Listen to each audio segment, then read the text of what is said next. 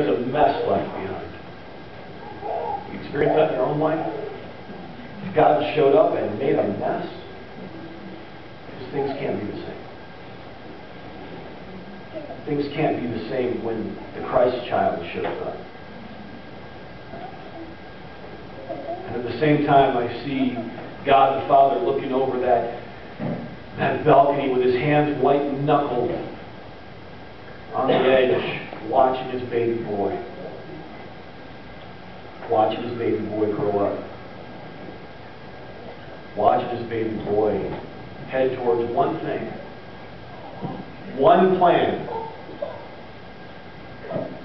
Remember that question? What do you want to be when you grow up? You may still ask yourself that question at 55. What do you want to be if you grow up? When you grow up? It's a big question when you're in high school and college. What do you want to be when you grow up? What do you want to do? Jesus came to that realization, I believe, at about 12 years old, when he realized I was born to die. You ever play those games, those questions you have with your friends, How would you rather die? Would you rather be shot in the head? Would you rather have a heart attack? Would you rather, Is it just me? Does anybody else have those conversations? I saw one again. It hates me so much. Okay, there's a few more. Started to feel scared there for a second. It's only me.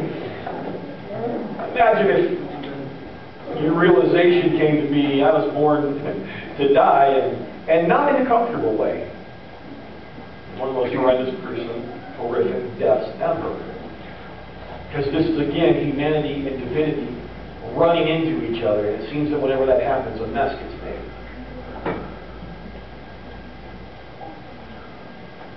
And Jesus realizes my plan, my purpose, my reason for existence is real simple, but it's real painful.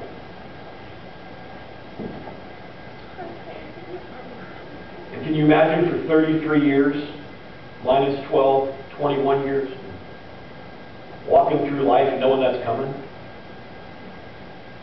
Before my wife went on bed rest, it was kind of one of those things. There was a big part of me that wanted her to just go on bed rest.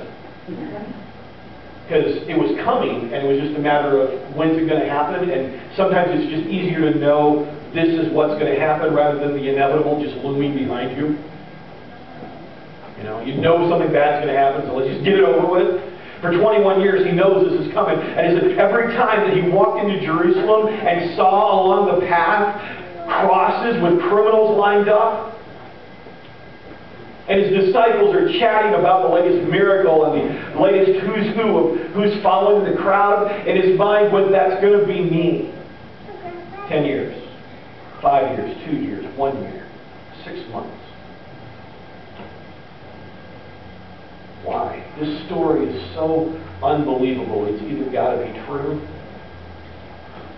or I don't know that a human could ever invent it. Why? Because it was time for divinity to do something really, really, really desperate. Why?